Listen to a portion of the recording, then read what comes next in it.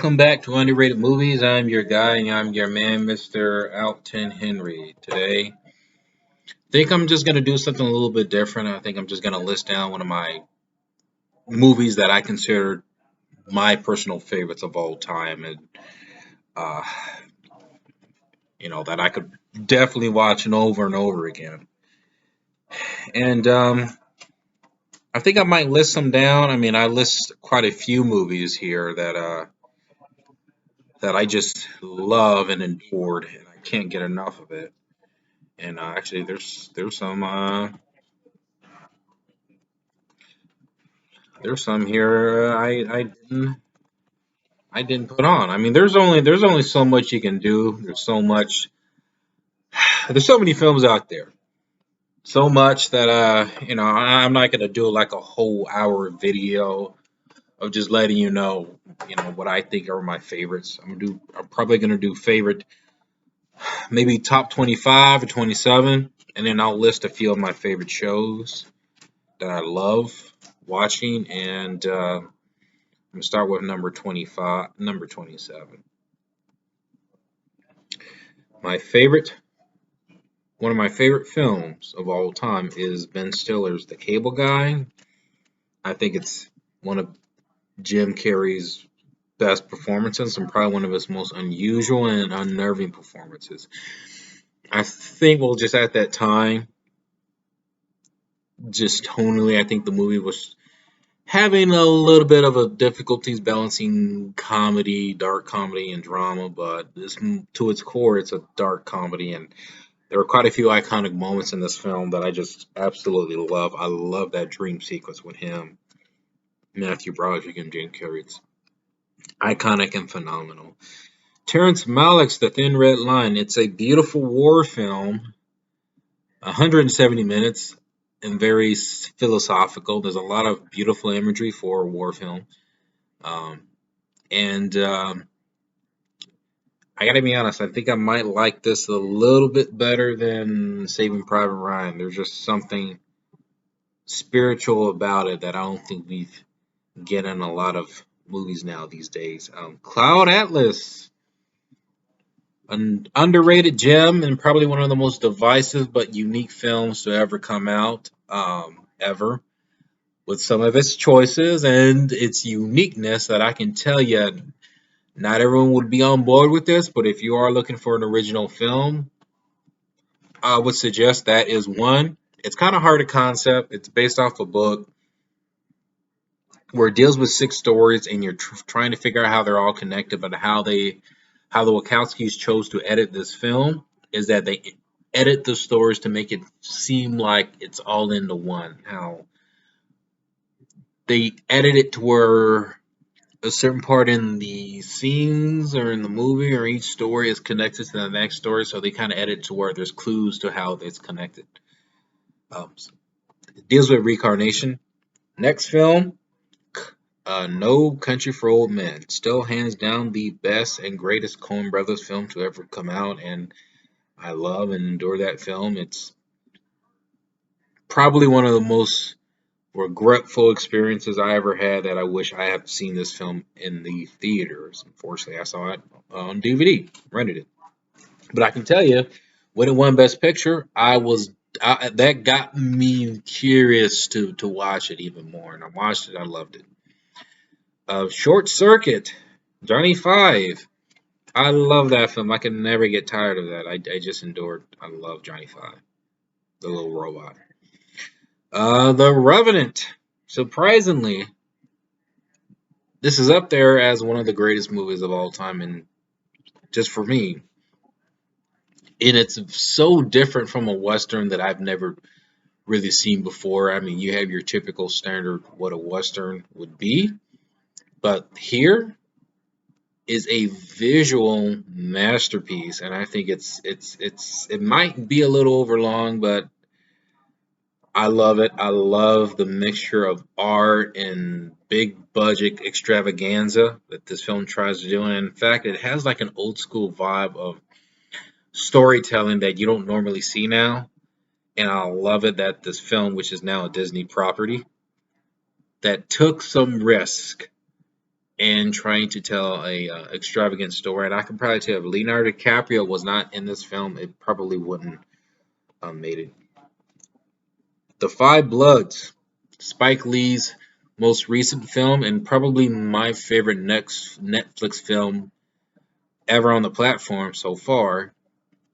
It's four African American soldiers that go back to Vietnam to unbury the remains of their fallen comrade and to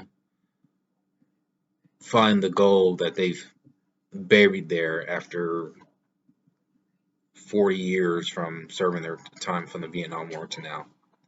So kind of go back on a rescue mission a little bit. The Mask, another Jim Carrey favorite. Who doesn't know anything about The Mask?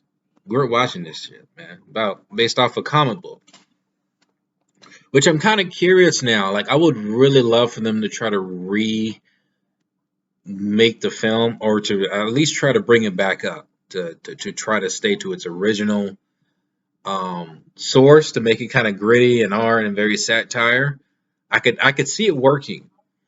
I was actually listening to Comics Explain. I like listening to the guy, and I really was fascinated with the. I don't know how many issues are there. I got to look back up. Of the first two comics he covered with the Mask, and I was very engaged as to what was happening and how basically what the Mask was. The original aspect of it, it is dark and gritty as fuck, but I can tell you it's phenomenal.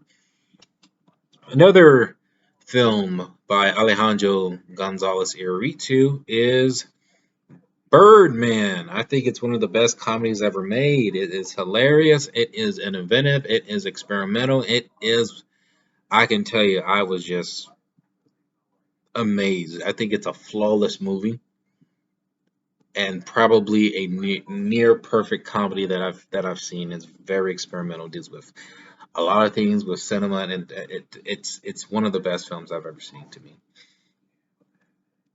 Probably considered one of his best movies, and it won the Best Director and Best Picture. The Departed, Martin Scorsese's. Um, from here, since his filmography, it's always been my favorite film from Scorsese, and um, I, I mean, he won for a remake, but you know what? It was a very good remake. It was very very engaging, probably one of his most engaging movies. It was the first film. Actually, no, I don't think it was the. No, I think The Aviator was the first film, but this one right here stood out for me out of his work. It was like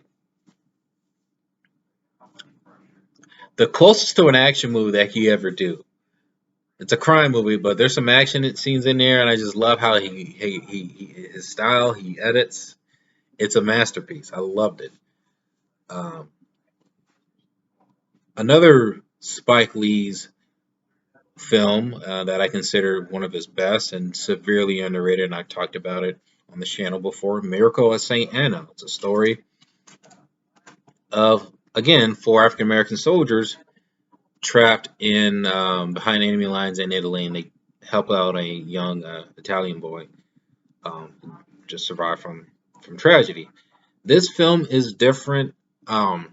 It's a flashback kind of movie where it starts from the end, and then you witness so much story in the flashback sequences of World War II, and to its core, it's a drama about how these soldiers feel compared to their views from being in the States and compared to being in Italy, and they're kind of trying to figure out which side should they really be rooting for, and it does trying to figure out, well, in the film, what are miracles can come about in a world with such hate and misery, and and violence and war, and the miracle that can help defeat that is love. One of my favorite action films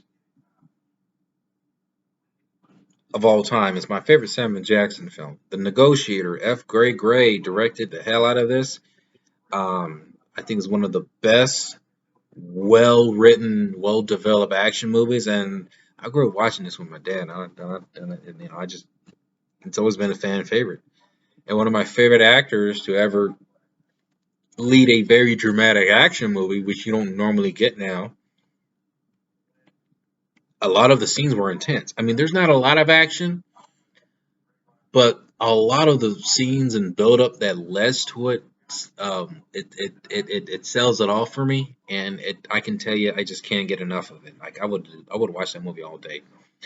Nicholas Winding Refn's Drive, one of the most intense action movies I've ever seen, and it's probably one of the first art house movies to really get me invested in independent films, and that was the start. So I heavily give my gratitude to Nicholas Winding Refn to really, for me to really be interested in diving into the world of filmmaking and independent cinema. And to me, independent cinema leaves a more, I think, impactful landmark on feature films. Unleash, also known as Danny the Dog in France, directed by Louise Leiter. It's Jet Li, Morgan Freeman, Bob Hoskins, about a man who was raised to be a attack dog, discovers what it means to live with a family and love when one day he escapes from his abusive home. And it's the best performance from Jet Li, one of his best performances ever. And I think it's a performance that he should have gotten nominated for. It wasn't even considered. And the fight scenes were brutal. And I can tell you, it has one of the best openings to any film, to any action scene I've ever seen, especially martial arts. Like, it literally hooks you. And I remember my experience in that theater where people were really shocked and uh, they were really into it, into the fight scene. But I can tell you, I think it led a lot of people uncomfortable. I remember everybody's reaction to that. Jackie Chan's Win My. In fact, this movie needs a rewatch. This is one of my favorite Jackie Chan movies, along with The Legend of the Drunken Master. I love those two movies. They're one of my favorite Jackie Chan movies. Also aside with The Foreigner. But Who Am I? Legend of the Drunken Master delivered one of his most iconic fight scenes to any films he's done. And those two Jackie Chan movies are probably my top two favorites of his. Like the fight scene in Drunken and like the first fight scene and the last fight scene is so iconic. One of the best, well-directed fight scenes I've ever seen in a martial arts movie, and man, I just can't, dude. When Dimensions start distributing martial art movies, and they try to get them in a wide release, I can tell you, I remember I used to rent so many martial art movies with Jackie Chan in it, and just watch them all freaking day. Man, I love that. I miss that shit. Who am I? I remember it used to come on Encore a lot. Who remembers Encore? And it would come on like 3 to 4 times a day. There were two different kinds of channels of Encore. It was one that was like 2 to 3 hours ahead, and then another channel that was 2 to 3 hours backwards. It was like Encore Rewind or something. And I would catch both of them. It took a while, a few rewatches to catch the movie all the way. I remember that because I always catch the movie like halfway, and it just kept me engaged until finally I was able to schedule the movie to remind me that it's about to start, and I was able to watch it, the full film, and I don't regret it. I loved it.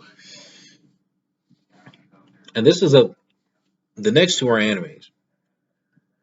One of them might not be less iconic. The other one is iconic. The other one I would start as iconic is Akira, Katsuo Omimoto's Akira.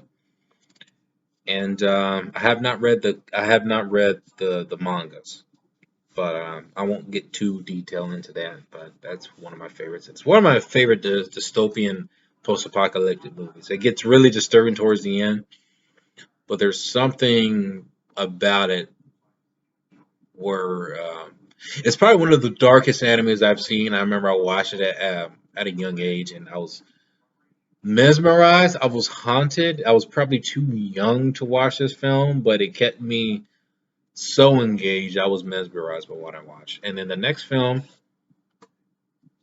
that I loved to death, and I remember when I bought it on DVD, I watched the hell out of it until it stopped working for a moment, and then I had to stop watching for almost 2 years.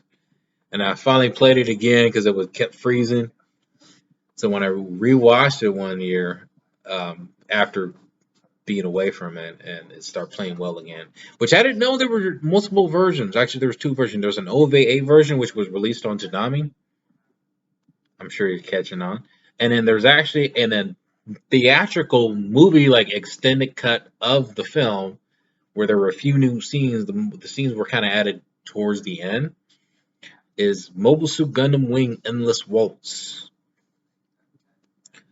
Hiro Yui, Troll Barton, and the rest of the gang are brought back into the war after Colony 1, I think the year is 196, where Mari Maya, who's claimed to be Trace Kushranadis' daughter, believes she must continue her father's work by establishing a coup d'etat for the colonies to take over Earth and to establish their own dictatorship, and the five Gundam pilots must stop Mighty Maya.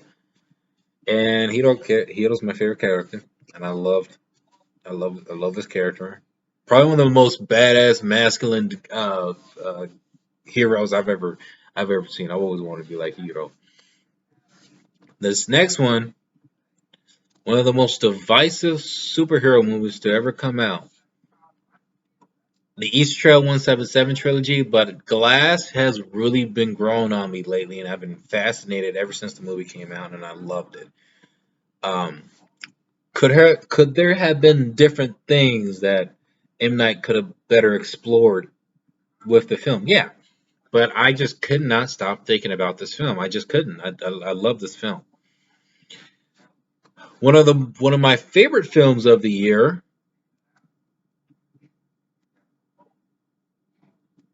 Oh man, I forgot. Did I forget about Halloween? Halloween's also one of my favorite movies of all time. I don't think I mentioned that on the list. Halloween 2 for sure. Okay, no, okay, I did.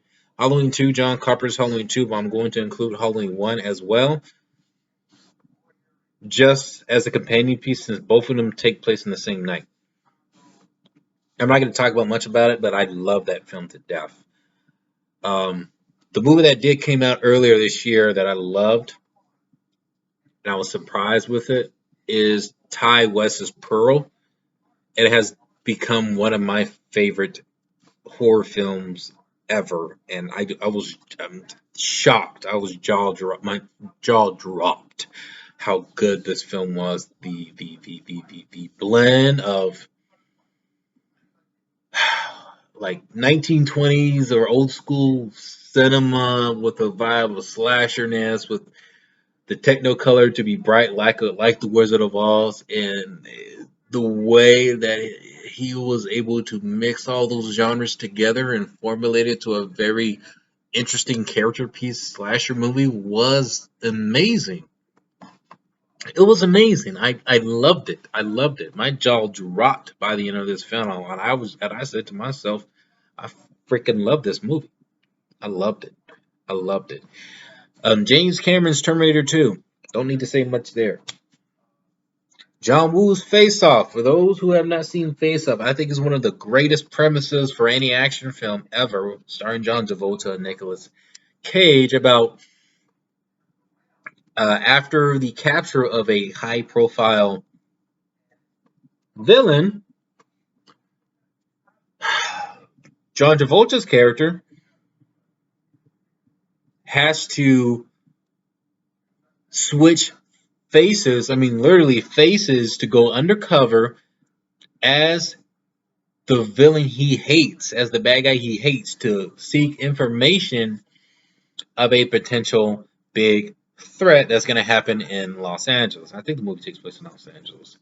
But when the guy wakes up, he takes over his life and puts his face on, and the two start living each other's lives, and it becomes more of a psychological aspect game of understanding the other person's lives, and it becomes very fascinating. And then the two eventually try to face off to see who walks out alive. You know, it's a very freaking good premise of an action movie. It's intense, it's beautiful shot.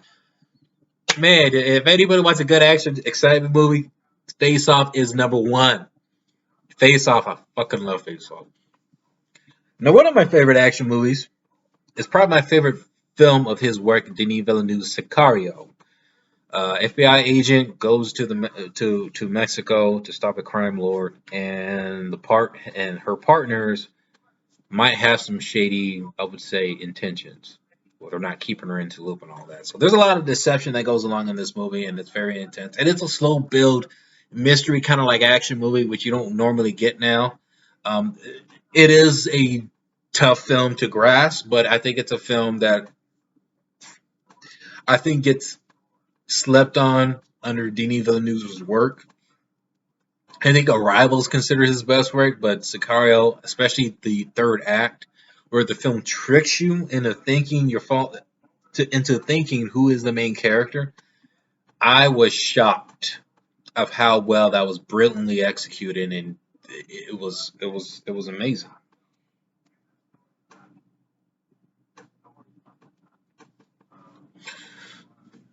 Another anime that I consider one of my favorite films of all time, Princess Mononoke, Hayao Miyazaki's, which I had the pleasure of watching most of his work on HBO Max. There's still, I think, one or two more films I got to rewatch, or I got to watch one fully. But Princess Mononoke has always been the best one to me out of his work, and I've grew up watching that film. I don't know how many times from I think I discovered when I was 8 years old, and I remember the first scene I noticed when I saw it. I saw the first scene where Prince Ashitaka got shot from the bullet, and he was carrying San, and I watched the rest of that movie, and then I was trying to figure out what the movie was called. I was able to schedule and catch the film at another time and watch it all the way through, and then I was like, I loved it, and I thought it was so good, I had to show my dad the film. Like it was just so great. Oh, I already did add Cable Down here. But Princess Mononoke is one of my favorites of all time. Um, I did mention Pearl. And, man, this is like my all time favorite, I think. My all time favorite. Quentin Tarantino's Inglourious Bastards. And I'm so mad right now about it that I wish there's like I would love for Quentin Tarantino to come back to this universe to better explore his World War II universe. I remember hearing that he was going to do like a spin off to it where it focused on African American soldiers, but then he was thinking about doing a spin off with Donnie Donowitz's character. Then he said he might release an extended cut to this film. And there was so much regarding to this film that was rumors of what was going to be in and out of the movie, which actually made me worried when they premiered at Cannes back in 2009, 13 years ago. And when it finally came out, I immediately told my dad, like, hey, we need to go watch this movie again. I bugged the hell out of him to go watch this film again. And I loved it. I loved the film.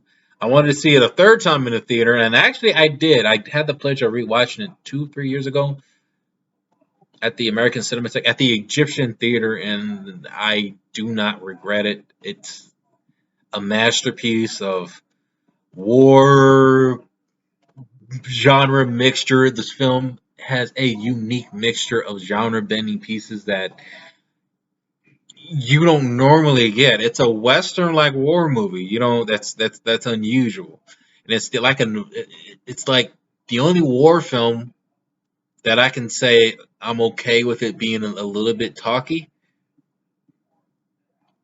because it's intense and it doesn't rely on the action. It relies on the characters, and I was so invested into the characters that I didn't care much what happened in the action. The story does take a while to kind of get into, but what I mean by that, like it takes like a good hour, a little over an hour, to really get the conflict going because the movie is introducing three characters, and it takes three chapters to introduce these three characters: the villain, the heroes, and the other two chapters in their situations, and then you have chapter 4 and 5 pretty much explaining the plot. So it's a slow build chapter war movie, and it's quite funny and quite fun. And it's one of the war films where it's not based off a true story. It's a fantasy war film where you could just have a lot of fun. Uh, and it's very subversion. Like it's like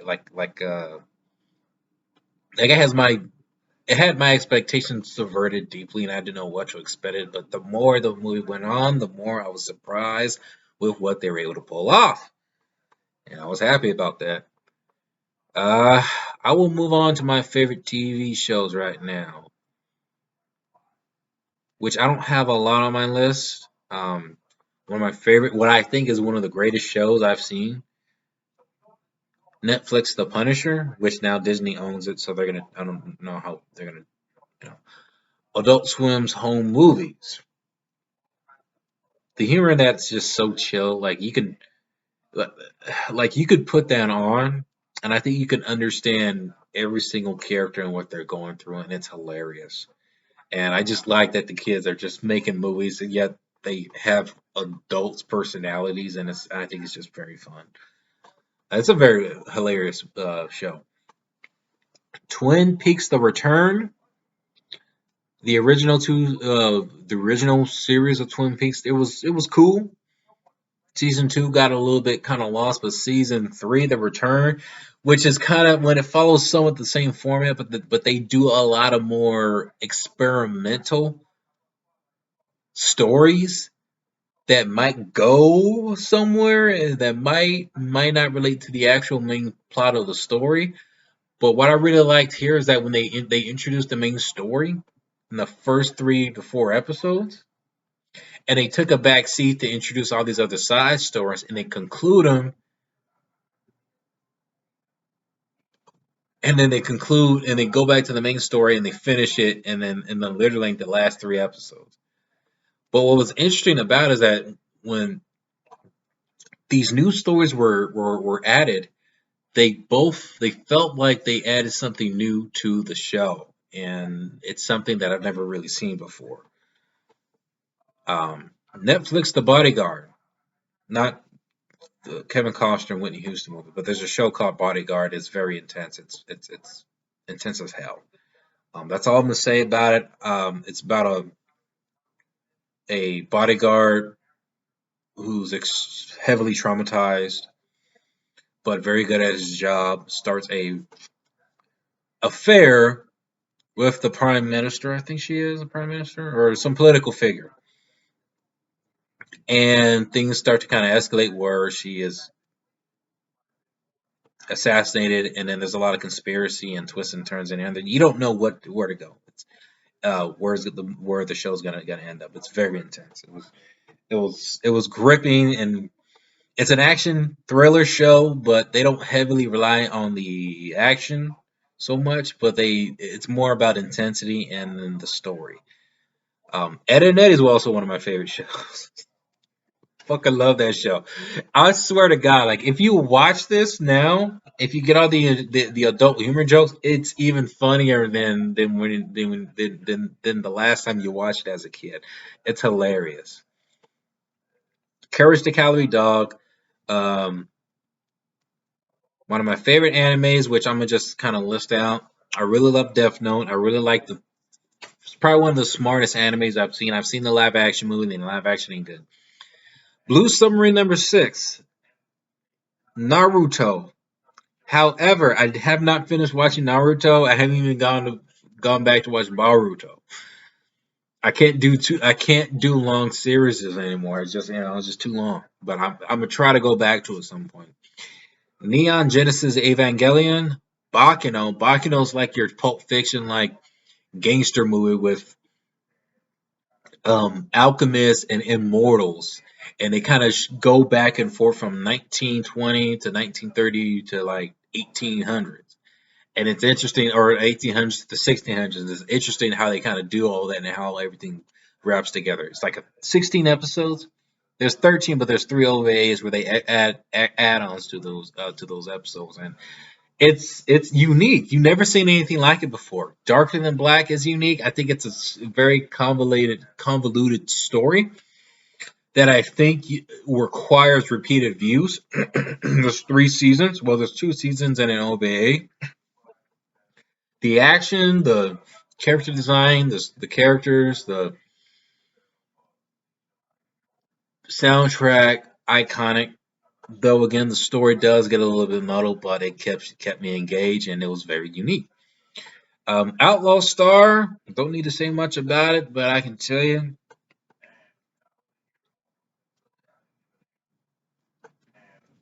one of the greatest animes ever. And I prefer this over Cowboy Bebop. I know Cowboy Bebop gets a lot of praise, but I prefer Outlaw Star. Tenchi Muyo. I have not seen the newer OVAs, but whatever was aired on Toonami are the ones I grew up watching and loved. I have not seen. I've seen the later OVAs they done in the early 2000s, and I gotta be quite honest, it didn't make sense to me. So from whatever was aired from Toonami, including Tenchi Universe and Tokyo, I consider my favorite. So I'm willing to let the OVAs go. But still, Dragon Ball Z, Gundam Wing, the best Gundam show, and then Yu Yu Hakusho, one of the greatest animes ever. I think the length of Yu Yu Hakusho is just right, around 100 episodes, not too long, and they don't drag out everything. It gets a little bit repetitive when they kind of bring back the tournament sequences, but they don't linger on that too long. It was more about when it gets to that third part, it kind of lingers on the main character growing from what he used to be accustomed to this new discovery of him being a hybrid, a half breed demon. But and I love the ending. It's probably one of the best endings, or not the best ending to any anime ever. And it's like a farewell goodbye where you can honestly say you can let go and say goodbye to it. Kind of similar to the new Evangelion films, and I have seen it. I missed my opportunity to see it at the theater. I know that the new final Evangelion film came out. It came out on Amazon. I've seen it. It was my favorite film of last year. Um, I can't wait to have it on DVD to finally finish the collection of all four films. Uh, I would probably talk about those films when I have when I have the collection. So, um, yeah. So I'm gonna worry about that one later. But those are my greatest favorites of all time, from animes, movies to shows. Please comment below. Let me know one of your favorite movies, anime, and television shows, and let me know what is your favorite underrated movie.